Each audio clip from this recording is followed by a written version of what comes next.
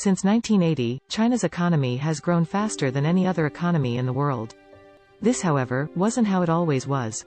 Though China experienced some growth under the communist leader Mao Zedong, China remained mired in poverty and largely closed off from the rest of the world prior to the 1980s.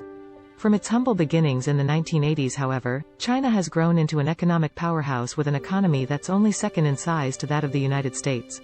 China's transformation is arguably one of the most remarkable success stories of our time, and many reasons, from increased decentralization and privatization to a Confucian ethic, have been cited for China's success. But let's take a step back. What was life like in China before the 1980s? What reforms enabled China to become an economic powerhouse in such a short period of time? And how is China continuing to evolve? Let's see. In the aftermath of a brutal civil war, the mid-20th century marked the start of a new era in China with Mao Zedong's rise to power. A drastic shift began as land was redistributed and agriculture collectivized under the umbrella of Chinese communism.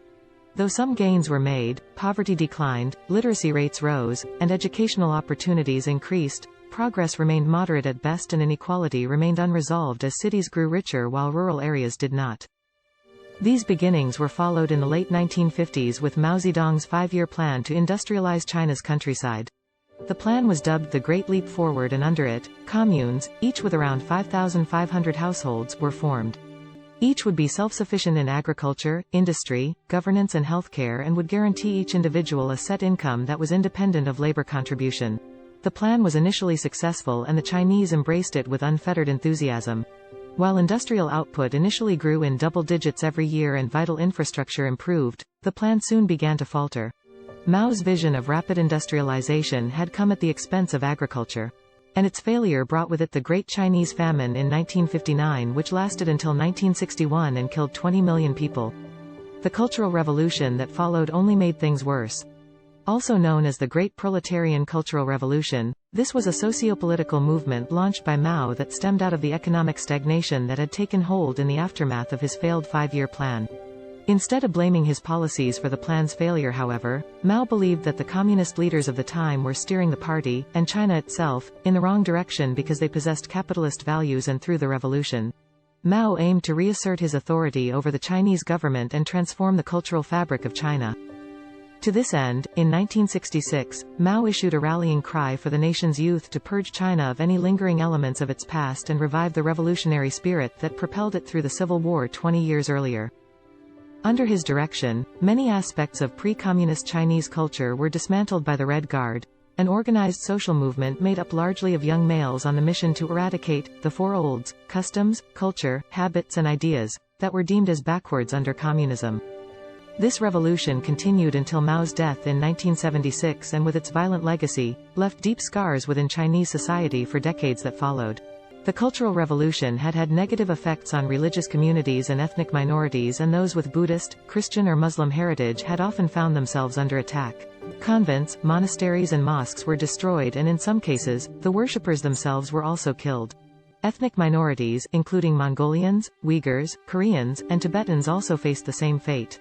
This was a 10-year social experiment that crippled the Chinese economy and led to a prolonged period of turmoil, bloodshed and starvation. There was no growth in GDP per capita and no improvement in infrastructure. Economic stagnation took hold and the education of a whole generation was completely destroyed. The Cultural Revolution was a massive policy failure that killed between 500,000 and 2 million people and was one of the darkest chapters in Chinese history. All in all, China before the 1980s was a largely rural society with a centrally planned economy. It was globally isolated, had widespread internal unrest, and was still struggling with high levels of poverty and underdevelopment.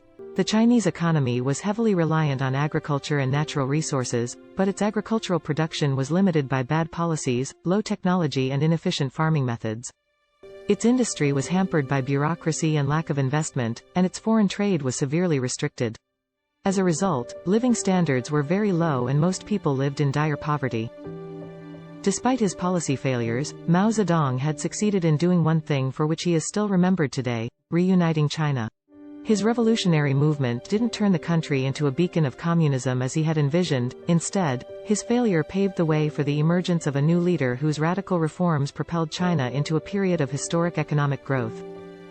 This leader was Deng Xiaoping, the man who was formerly the Secretary General of the Communist Party, and his decision to open China up to the world changed the country's destiny forever.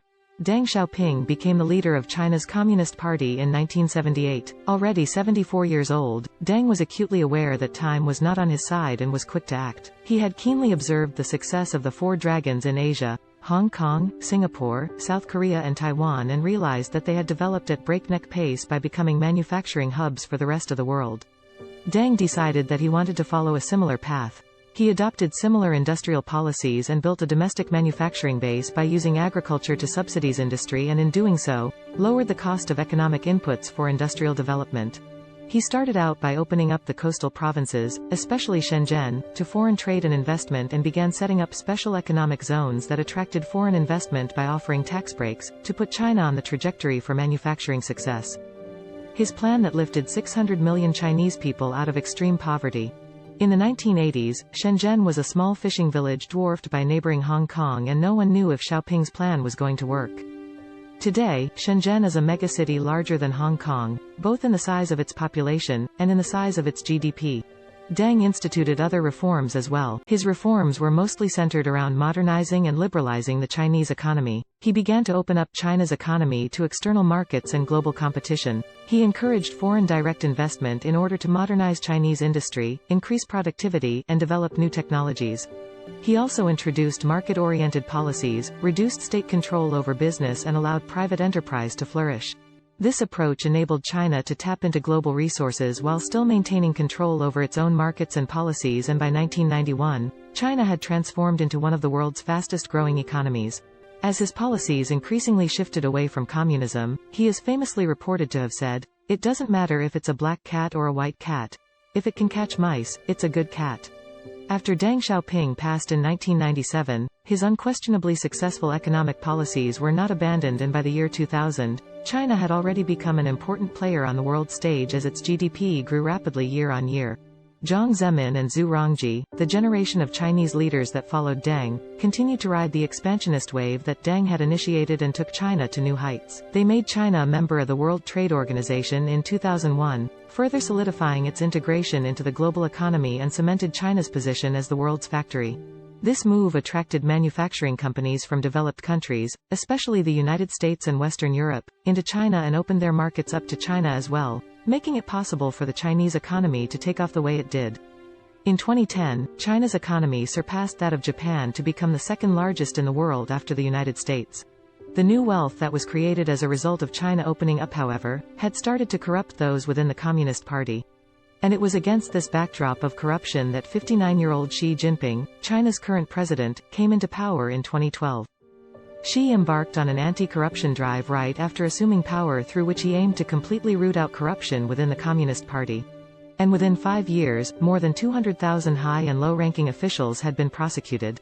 Xi's anti-corruption drive was hugely popular with the Chinese people, and having struck the right note at the beginning of his tenure, he launched several policies in succession with the aim of growing China even further. These included the Made in China 2025 initiative, which is a strategic blueprint to upgrade China's manufacturing capabilities to include dominance in fields related to cutting-edge technology. And China's Belt and Road Initiative, a global development strategy to build infrastructure and connectivity in 152 countries. China today is one of the world's leading manufacturers and exporters, as well as one of the largest recipients of foreign direct investment. In 2018 alone, it attracted more than $136 billion worth of FDI, more than any other country in Asia. As a result of these reforms, alongside China's vast population, which provides an abundant source of cheap labor, the Chinese have seen massive economic growth alongside huge improvements in living standards. And increasing access to education, healthcare, housing, transportation networks, telecommunications infrastructure, and other services. While China's success has definitely not come without its challenges, issues like urban overcrowding and environmental degradation. How far China has come since 1978, from a largely impoverished nation stuck in political turmoil to becoming one of the most powerful economies on Earth today, is a truly remarkable feat. China's current global success can be attributed mainly to Deng Xiaoping's bold reforms in the 1980s. Measures that opened up new opportunities for growth and innovation in China, whilst allowing it to retain control over domestic policy decisions.